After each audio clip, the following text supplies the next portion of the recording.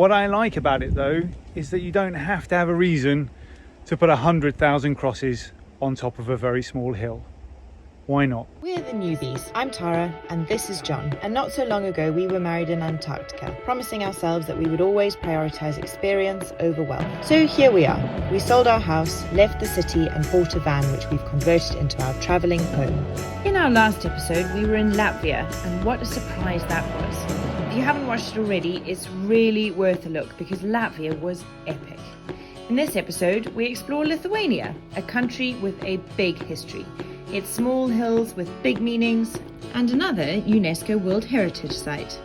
If you're enjoying our videos, please do hit that subscribe button just below and give us a thumbs up. We would be so grateful. We really would. First stop in Lithuania is a hill of crosses. There are apparently over 100,000 crosses at the place we're about to visit. Wow. I must admit, I'm struggling to see that there could be a hill here. Everything looks very flat, but it's apparently just around the corner. Yeah, Google says 2 minutes away. 2 minutes.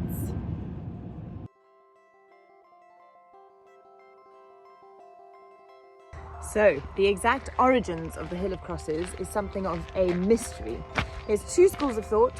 One of them is that during the Soviet rule, when religion was not allowed, no one could honour their dead with any sort of religious symbolism or even mark a burial site. They came here to place crosses in remembrance of departed loved ones. And in defiance of the Soviet regime as well. Exactly. However, there is a group of people who believe that Mary appeared on this hill and told some pilgrims to adorn this hill in crosses.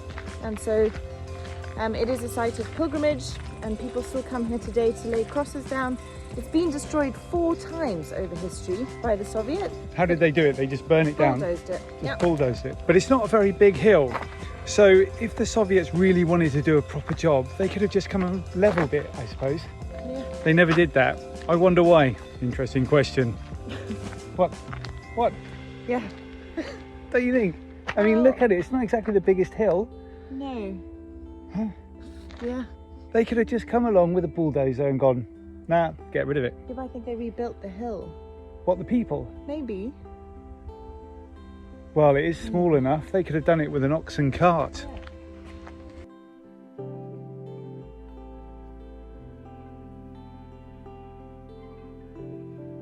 I think whatever side of the theological fence you sit on, it's still a pretty cool place.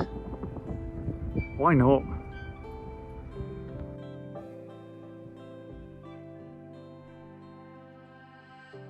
This is one of the tourist spots of Lithuania. It's called Trakai. Tallest? Tourist. Oh, tourist. Tourist, you knew what I said. Oh dear, there's a castle on an island. There is. Pretty little town.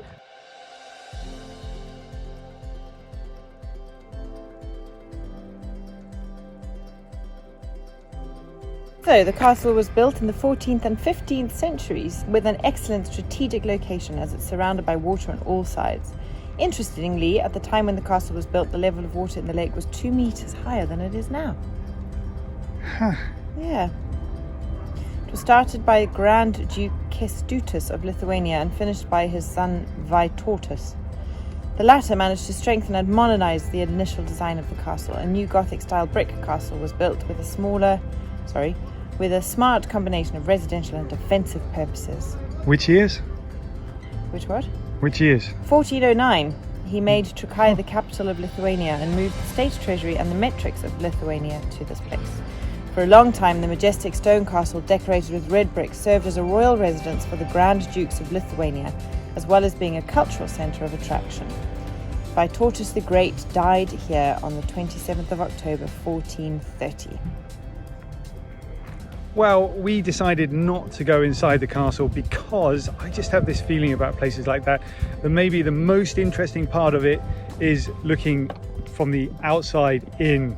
It looks great. Yeah, it does. Very, very beautiful castle and such a lovely location on that little island in this lake.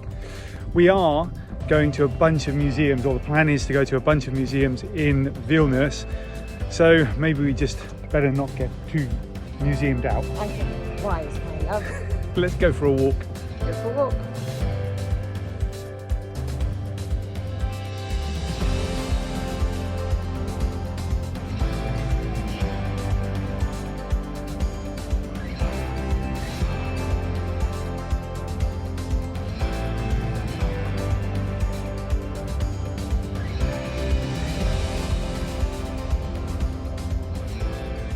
First stop today is the Museum of Occupations and Freedom Fighting. It used to be called the very ominous name of the Genocide Museum, so we're expecting some pretty gnarly stuff in there. Let's go and have a look.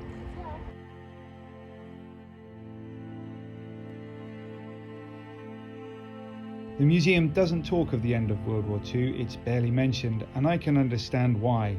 World War II didn't mark the end of the fighting for Lithuania. Their resistance was just getting started.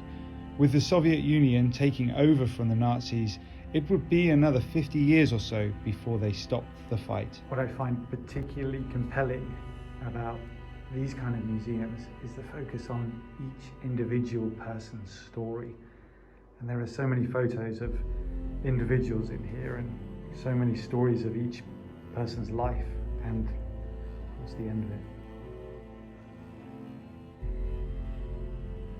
This is the KGB exercise cell, and the inmates that were captured and held here were allowed to walk for 15 minutes every day around in circles, and they had to have their hands held behind their backs. It's very quiet. It is very quiet.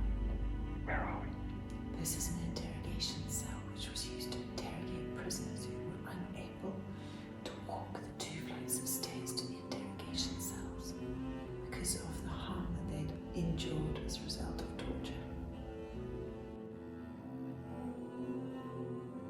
That was a very good museum. Very, very good. It wasn't as gnarly and gruesome as I thought it was going to be, but there was a lot there to sort of make the mind work pretty hard, and the KGB cells were really sad, I think. Yeah, that was definitely the most harrowing part, but absolutely worth a visit. €4. Bargain.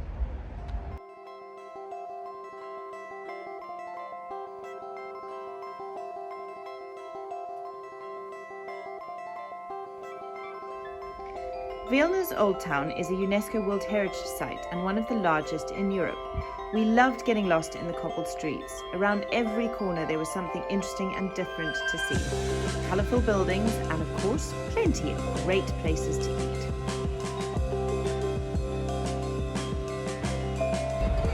Where are we going next then, darling? I think we're going to wander around the Old Town. But then I'm quite intrigued by this community called Užupis, which declared independence from Lithuania in 1997, on the 1st of April.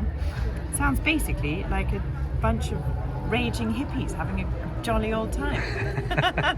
Right up our street. I think we got to go see them. We got to go see them. Užupis was an old Jewish neighbourhood decimated by the Nazis. Post-World War II, the Soviets left the area abandoned, and so who else but the artists moved in. Now it's an independent state of 7,000 people with its own constitution and plenty of funky art around. What does it say then, Gil? No one has the right to violence. Everyone has the right to appreciate their unimportance. A dog has the right to be a dog. A cat is not obliged to love its owner.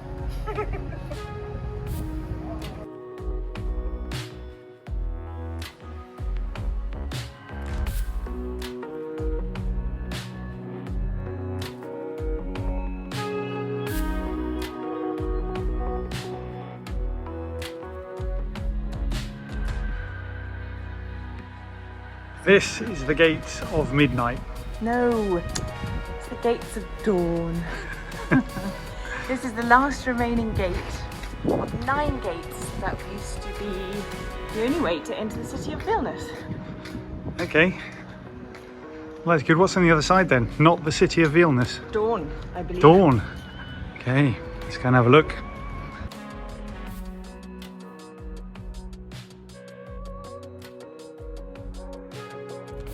We have spent all day, literally all day, walking around Vilnius.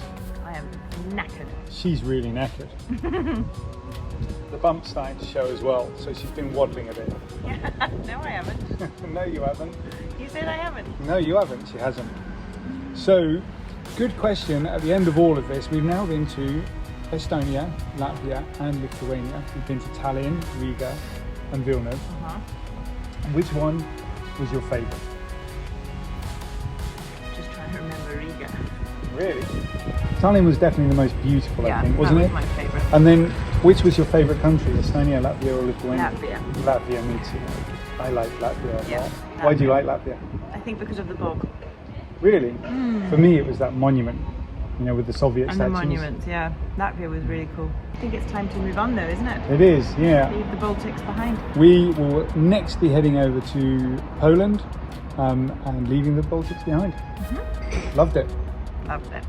We are loving putting these videos together and sharing our travels. And if you're enjoying them, please make sure that you hit that subscribe button just below. It's just literally below. It takes 2 seconds. Hit the subscribe. It would mean a lot to us.